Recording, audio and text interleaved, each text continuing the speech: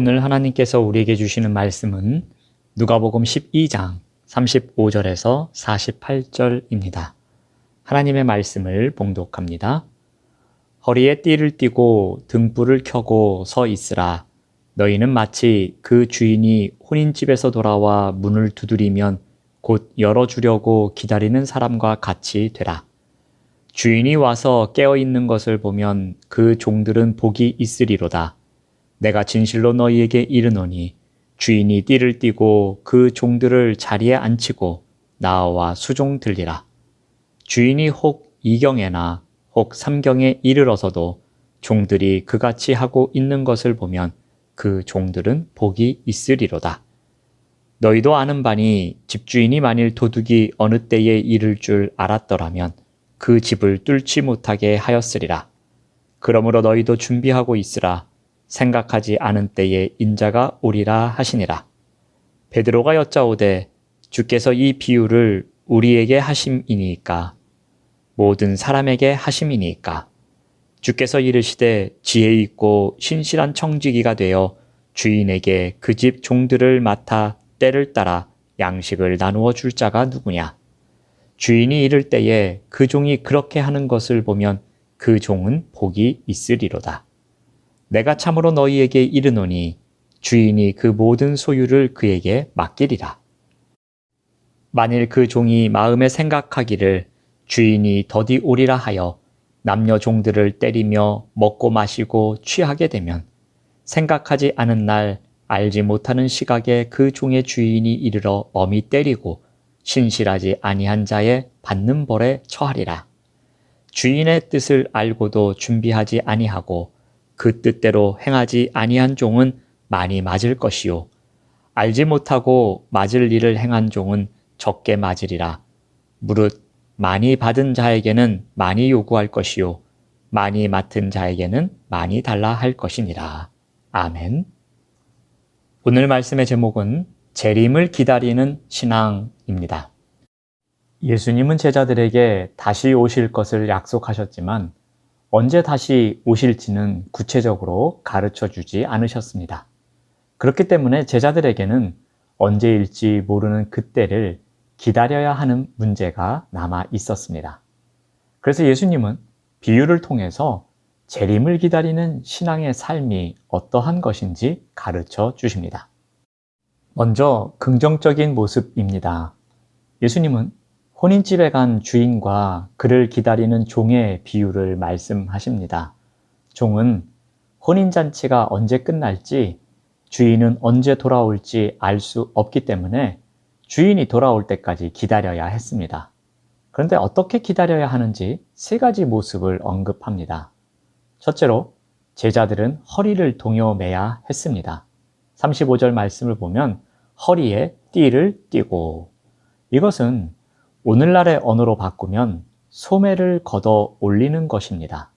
아직도 할 일이 남아 있을 때 취하는 모습입니다.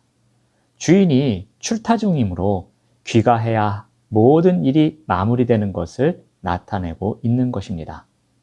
두 번째로 등불을 켜야 합니다. 35절을 계속 보시면 등불을 켜고 서 있으라. 한밤중이라도 주인이 돌아오지 않았으면 등불을 켜서 주인이 돌아오는 길을 밝혀야 합니다. 등불이 꺼지지 않도록 기름도 채우고 여분의 기름도 준비해야 하는 것입니다. 또한 눕지 말고 서서 대기해야 한다고 합니다. 그래야 주인이 부르면 신속히 응대할 수 있는 것입니다. 세 번째로 깨어 있어야 합니다. 36절 말씀을 보면은 너희는 마치 그 주인이 혼인집에 돌아와 문을 두드리면 곧 열어주려고 기다리는 사람과 같이 되라. 종은 주인이 결혼식에 참석하고 돌아와 문을 두드리면 즉각 열어줄 수 있도록 깨어서 기다리고 있어야 했습니다. 당시 종들에게는 업무 시간이 정해져 있지 않았습니다. 언제나 대기 상태로 있어야 했습니다. 왜냐하면 주인이 돌아오는 것은 분명하지만 언제 도착할지 모르기 때문에 종들은 항상 대기 상태로 있어야 했습니다. 이러한 삶을 살아가는 자에게 보상이 있다고 합니다. 주인은 신실하게 기다리는 종에게 보상을 약속합니다. 37절 말씀을 봅니다. 주인이 와서 깨어 있는 것을 보면 그 종들은 복이 있으리로다. 가장 피곤한 시간에 주인이 오더라도 깨어서 준비하는 종은 복이 있다고 합니다. 주인에게 받는 복에 대해서 어떻게 말합니까? 37절 말씀을 봅니다. 주인이 띠를 띠고 그 종들을 자리에 앉히고 나와 수종 들리라. 주인은 종들과 만찬을 즐길 것입니다.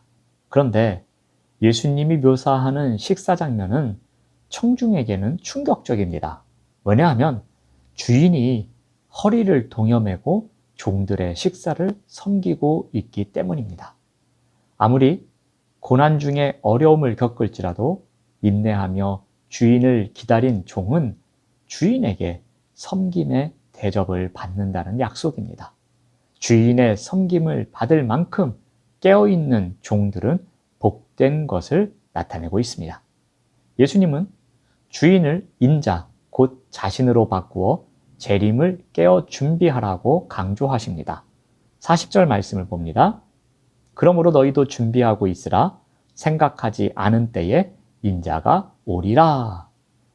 인자의 오심도 이와 같다는 것입니다. 재림의 시간은 알 수 없으나 예수님은 반드시 오신다고 합니다. 예수님은 다시 오실 것을 강조함으로써 깨어 준비하라고 명령하시고 이렇게 준비하는 제자들에게 보상이 확실히 주어질 것을 약속하십니다. 44절 말씀을 봅니다. 내가 참으로 너희에게 이르노니 주인이 그 모든 소유를 그에게 맡기리라. 이와 같은 약속의 말씀을 주십니다. 예수님은 이 비유를 통해 당신께서 재림할 때를 제자들이 깨어 기다리며 준비하고 있어야 한다는 것을 강조합니다. 자, 그렇다면 깨어 기다리며 준비하는 것은 무엇을 의미할까요? 그것은 단지 잠들지 않고 무조건 기다리는 것 이상의 뜻을 내포하고 있습니다. 기다린다는 것은 자신이 맡은 임무를 계속해서 충실하게 수행하는 것을 의미합니다. 주인의 유무를 떠나 자신이 맡은 소임을 신실하게 감당하는 것을 의미하는 것입니다. 종은 직무를 충성스럽게 감당할 때 놀라운 영광을 누리게 되는 것입니다. 이제 부정적인 면에 대해서 예수님께서 말씀하십니다. 예수님은 신실하지 못한 종들의 경우도 말씀하십니다.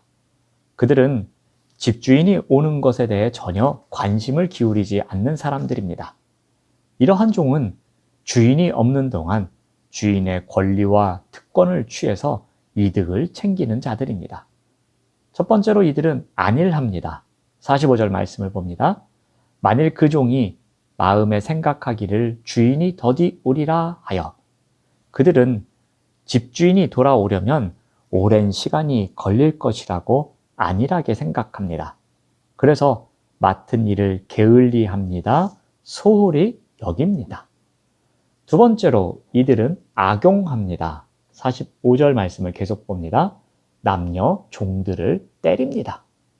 계산적인 선택으로 자신의 이득을 챙기려고 권세와 기회를 악용합니다. 오히려 주인의 다른 종에게 자신의 힘을 이용해 악한 일을 합니다. 주인의 친절과 은혜를 멸시하는 행동입니다. 다른 종들을 때리며 착취하고 있습니다.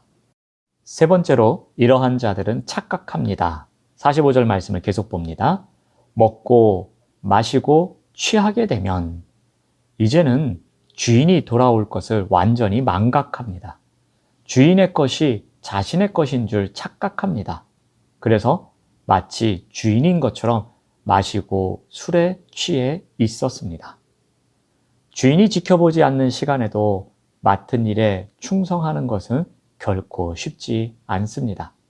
대부분의 사람들이 부재 중인 주인을 의식하기보다는 자기 마음의 소욕을 따르는 편을 선택합니다. 그런데 이러한 삶에는 따라오는 결과가 있습니다. 46절 말씀을 봅니다. 생각하지 않은 날 알지 못하는 시각에 그 종의 주인이 이르러 엄히 때리고 신실하지 아니한 자의 받는 벌에 처하리니. 그들의 잘못은 주인이 늦게 오리라고 판단한 데 있다기보다는 주인의 오심을 대비하지 않고 맡은 일을 악하게 처리하고 방탕한 데 있었습니다. 그래서 주인은 이러한 종들에게 엄히 때리고 벌을 내립니다. 여기서 엄히 때리다는 파문하다는 뜻입니다. 즉 청지기 직에서 해고한다는 의미입니다.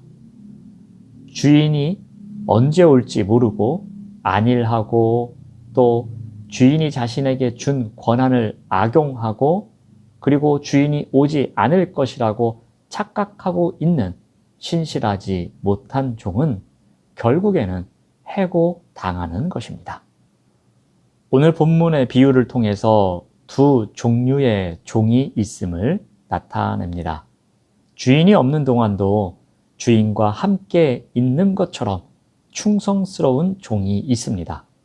이러한 종에게는 무엇이 약속됩니까? 영원히 그 나라를 맡기실 정도의 복을 약속하십니다. 반면에 주인이 눈에 보이지 않는다 하여 주인을 아예 존재하지 않는 듯이 여겨 맡은 소유를 남용하고 안일하게 지내고 위임받은 권력을 오용하는 착각을 일삼는 자들은 어떠한 처벌을 받습니까? 그들은 해고당하는 처벌을 받습니다. 주의 임재를 늘 의식하는 자는 복이 있지만 주의 존재를 지우는 자는 영원한 형벌에 처할 것이라는 비유입니다. 어제의 해가 오늘도 뜹니다. 그리고 오늘의 해는 내일도 뜰 것입니다. 세상과 삶은 동일하게 지속될 것처럼 보여집니다. 예수님의 승천 이후 2000여 년의 시간이 지났습니다.